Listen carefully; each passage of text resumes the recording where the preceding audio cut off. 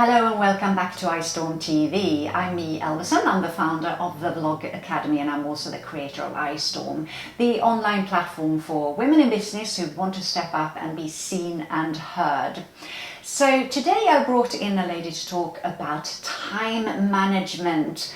Time is so vital to manage, isn't it? And we all fail so very often. So Clare Evans is a time management specialist and a productivity coach. And we are going to talk about what is most important when you think about time management, namely you, and how you can manage your time better to find a better balance really between work, business, your family and your health. So welcome Clare Evans, time management and productivity coach. Hello. Hello, thank you so much for That's coming okay, in it's a today. pleasure. Yeah. And we're going to talk about time management, especially as a woman setting up your own business, and not just the time management in the business, but the more holistic part of it to balance with your life and family and everything that goes on around you. Indeed, yeah, that's what it's all about really. Yeah. So tell me a little bit more about you first and how time management became your thing. Okay, I started out as a secretary working for a financial services company, actually up in London. And then when it came time to sort of move on a bit, I ended up getting into IT and looking after the sort of tech side of things, got into coding. From that progressed into being quite techy, which sort of surprised me in a way, but that's where I ended up. And then finally as a project manager within IT. I then decided to leave the corporate world, took voluntary redundancy and thought, what do I do now? And I was in my 40s, early 40s, I think. That's and what it was it sort of, happens, it was isn't it? time for a change. And I wanted to do something different and I didn't want to sort of be in the corporate world for the whole of my life. So I left and looked around at what to do next. I came up with a couple of ideas and then I came across coaching. And in my mind, looking at what skills I had, experience, knowledge over all the years, actually coaching fitted quite neatly with my project management skills. So I started up with that, did an initial course on coaching, found out a bit more about it and started up my own business from there really. And got into the time management aspect because one of the things that I really noticed with the people that I was talking to and working with is that they were setting up their businesses, but the simple things that I probably just took for granted, like being organised, planning, prioritising your time, they didn't know how to do, didn't think about as part of running their business. So I started focusing more on writing. I was writing quite a lot of articles on that. I'd set up my first website, was writing blog posts, was doing a lot more writing than I'd sort of expected, and became known as the time management person because I was writing a lot about it, time management, productivity. And it just sort of went on from there. I just thought, well, that's actually quite a good niche to focus on. A niche as such, it's very general, it's very broad, everybody needs it. But yeah, I just ended up specialising in that area, which was quite a nice one for me to do. And you have written a couple of books on that topic now. I have, yes. One of them being the very well-known brand Wiley's Dummies book, so time management for dummies. Time management for dummies, yes. Yeah, I wrote that. And again, very simple format. It's really easy for people to understand. Lots of great strategies in there, which apply even with the sort of modern day, the digital age, the technology. Some of the principles are the same, going back years and even decades. The same principles that we can apply to today. So what is it that happens often if we don't apply time and management within our business? Well, the time management aspect, I think everybody knows what time management is to a certain extent. It's really about the choices you make with the time that you have available, so how you're using that 24 hours in the day. And for me, it's really important to get that balance between work and life and understanding that it doesn't have to be all about work, but you can be much more productive and much more efficient in the way that you work if you are more organised, if you plan your time, if you prioritise. but it's not all about trying to cram more into the time that's available. It's using that time more wisely, using it smarter, but actually making time for important priorities, which such as health and your family and everything else that's going on. Some people will come to me and say that they want to be much more productive, much more efficient, get much more done in the time that's available. And actually, when we start sitting down and working, particularly those people that are running their own businesses, it's about working more efficiently and focusing on things that are going to make the biggest difference, and not trying to do everything, not trying to get you through your to-do list of 20 items in a day, because that's just not realistic. So I think a common thing we do is that we try to do exactly that. We need to cram in as much as possible, and we think we have so little time to do things. Whereas if we look more long term, it's both healthier and we'll probably get more relevant things done. So if you were to suggest how long people plan ahead, is there such a thing that you have a... You need to start from the end point. Where is it that you want to get to? And that might be a 5-10 year plan. I mean, when we start out at the sort of beginning of our working lives, potentially, we're thinking about, I want to be sort of married with children, living in a certain place. And that might be a 3, 5, 10 year plan. You might want to progress through the career ladder, or starting your own business, or where you want your business to be.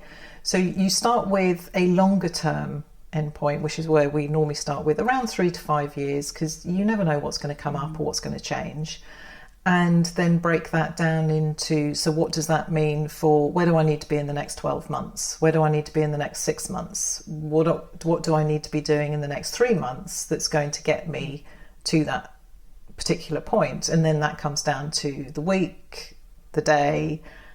You break it down that way, so everything is feeding into your longer term plan, but it can change, and nothing is written in stone.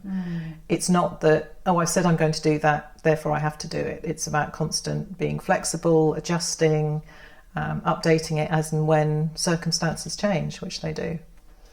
I'd be curious to know how you see time, because I think for many of us we see it as big blocks in a calendar. And you have that block on Tuesday morning at 10 o'clock, and then there's another one at 11:30, and then there's another one, and then you're just stopped from doing anything and you can't move around. And I wonder if that comes maybe from school years, when we had a schedule, when we had our timetables and you sort of slot it out. And I do work with that. I have a weekly planner that I work with, the people that I'm working with. We have this weekly plan, and you fill it in, but you're then able to see what realistically the blocks of time are that you have. So you put in the things to start with that you can't change. You put in your meetings, and then you can think about, for instance, I was working with one of my clients who decided that she was going to do a lot of writing over the course of a month, and she had various projects she wanted to complete. So it was great. 3 weeks to get all this writing done, something like 8 papers she wanted to write. But the reality was, when we sat down and filled in those blocks of time of the things that weren't movable, it was meetings, it was other commitments, it was needing to travel to go to some meetings, work that needed to be done in preparation for the meetings. The reality was that time just wasn't available. So then scaling it down to, well, what's actually realistic? It might be to get part of the papers done, or only 4 of them done, or can you change some of those meeting commitments, because meetings is a big aspect that takes up a lot of time.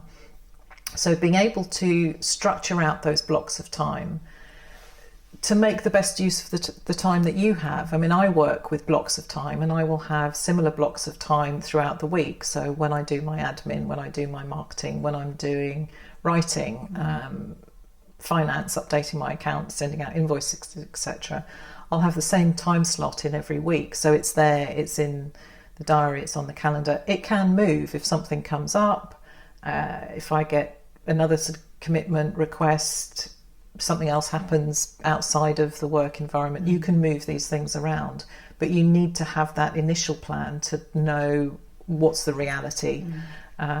The same with meetings. People have a lot of meetings in their diary, is then being able to look at, I've got 3 days full of meetings, when am I going to get anything else done? Or actually, can I create blocks of time for me to do the things I need to do in that week? But it's about scheduling your own time, isn't Yes. it? So putting your own things that you need to do in your timetable, because otherwise you're always going to prioritise incoming requests or meetings or other people's needs. And then you fall behind with everything that you actually need to do within your business or your family or your health. Yes, yeah, that's what I say. It's you need to prioritise what you need to do for your business, which are often the things that aren't necessarily core to the business. So it is keeping on top of the admin and the emails and the accounts, but it is also acknowledging that you need to block out that time both for yourself and for your other commitments outside, which will be around family, your partner, having a social life. If you don't plan those things in, it's not going to happen. Yeah. It's about making yourself a priority, because especially as mums and especially with families, you need to look after yourself. So it's really, really important that you find that time for yourself, whether it's in the day or once a week or a couple of times a month, that you really take that time out. And the beauty of of running your own business or working from home is that you can have that flexibility. So it's not about 9 to 5, 5 days a week anymore. I mean, even in the sort of business world, it's not necessarily about that. And especially as either working mums or mums with young families or children at school, is being able to work around that, to know that you can either maybe do an hour early morning before the kids have got up, or in the evening when they're in bed. And within that sort of between school runs, beginning and end of the day, you can get productive work done, as long as you're not then spending time starting really early, finishing really late and working over the weekends. There's that flexibility. So sticking to a certain number of hours, but how you schedule that out throughout the week is entirely up to you, with what you want to achieve and how you want to work. Is the Pareto principle important in your coaching? Yeah, it's definitely the 80-20, because that also helps describe it for those who the Pareto principle is the 80-20 rule, as it's also called, is about you get 80% of your results from 20% of your effort. So the important thing is to find those key things that are going to give you the biggest results. So that's why it's important to know what your goals and your objectives are, and do all those 20 things on your to-do list that you think you've got to do today. How do they enable you to get those results? And the chances are there'll be one or two things, but the other things are going to be, well, actually, that's not really going to get me those results, or that's not really important, so you don't need to do those. Or you can defer them, delay them, or get someone else to do them. I wanted to mention success and what that means to you. A lot of people just see being successful as earning a lot of money. It usually means that you have no time left and you're completely sick of everything around you. It very often equates to money, and it very often equates to material things, having material things, being very high achieving, high flying, busy, super successful. It does tend to equate to money. Whereas for me personally, it doesn't, I think. And it's always interesting talking to people who apparently seem very successful, or even seeing it in the press, that there are these sort of images that get portrayed, whereas you sort of dig down underneath a little bit, you start to see either the cracks, or that they might appear to be successful but they're not necessarily happy. And I think it's that real balance between being happy and, to a certain extent, sort of content and enjoying what you do, enjoying your life and the lifestyle that you lead, whatever that might be, however big or small that might be, and also about being sort of happy and content with the relationships that you've got both inside and outside of work. So loving what you do, if you're fortunate enough to do that. I think there are potentially very few people who absolutely love what they do, but to at least enjoy what it is that you're doing, but also have the time to enjoy what you're doing outside of work, because we don't live to work, we work to live, to be able to give us that lifestyle. So I think that's something that's really important. If you can sit back and feel, yeah, I'm happy, content, I don't have any regrets, I'm enjoying what I'm doing, then that to me is a measure of success. What makes you happiest?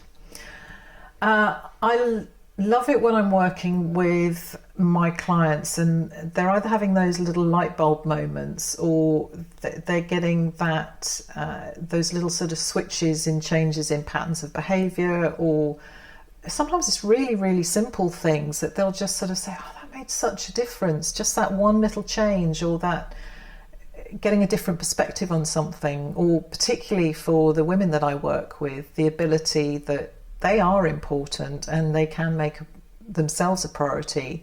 And that can make a huge difference towards both their attitude to what they're doing, but other people's attitude towards them. Is just being able to be more assertive, more confident, being able to say no, which doesn't mean that you're being you're limiting what you can do, or you're being very sort of aggressive by saying no. Is actually, it's valuing your time and what you have to do as a priority, which will enable you to get more things done, and you can actually help more people doing that way because you're being more focused. Absolutely, really important. That's fantastic. Now, you have 3 pieces of advice for the viewers. I do. Do you want to share them with us? I do. My first one is have a plan. Planning is always one of my key top tips, because it is so important to know where you are now and where it is that you want to be. I mentioned about the sort of the 3 to 5 years. So knowing where you want to be and then how you want to get there, and creating that plan, putting that in place to enable you to get to that point. And as I said, it doesn't have to be written in stone. It needs to be flexible, it needs to be updated, but at least if you start out with that plan, you'll be in a much better position and make better use of your time instead of wasting it doing things that aren't part of the bigger picture. My second point is know what's important. And I think we tend to focus more on money and work as being important, but when it comes down to it, it's about health, it's about family, it's about relationships. When you end up with health issues, and none of us are getting any younger, and we get to a certain age when it's important, we're focusing on our children or we're focusing on elderly parents, and it's important to understand that those are the sorts of things that are important, not only their health but also your health, in being able to look after them. The relationships around you, again, whether that's work or whether that's your family, friends, is also really important, because if you don't have money, you have your health and you have those relationships and you have family there. So that is something to understand, that those things are important and you need to make time for them as a priority. My third tip would be to celebrate your success. I find, again, with a lot of the women that I work with, we will tend to either not acknowledge our success or ignore it or play it down, and focus on what's not working rather than what is working. Again, when you take that step back and think about all the things that you have achieved, focus on that, because that will also then give you the motivation to think, oh, actually, I have achieved quite a lot this week, this month, or this year. Even if you may not have achieved everything you wanted to, you can use that to motivate you to keep going, moving on and doing things. You might just be doing things at a slower pace, so just celebrate those little successes and the bigger successes as you go. Fantastic. Thank you so much, Claire. What's coming up for you next? What's oh happening? Gosh, I'm just finishing off doing a book for students on time management, and I'm putting together a membership site finally to again work with people more, to be able to work with more people rather than just on a one-to-one basis. I really enjoy working in the group environment, of having that sort of synchronicity you can get with people, so I'm pulling that together as well. Fantastic. Can people register somewhere for that? They can sign up to my newsletter or onto my Facebook group, because I'll be letting people know through that when it's available, when they can sign up, when the beta is available, so you can jump on and see how it all works. So yeah, get in touch through my website or through Facebook. And what's the website? My website is clareevans.co.uk, and that's Clare without an I. Thank you so much, and thank you for watching this. I am sure it was helpful for you. Make sure you have your priority right, and I hope that you will subscribe to the channel by clicking on the subscription button below this video, and don't miss the upcoming videos in the future. So thank you for watching, and we'll see you next week. Bye for now.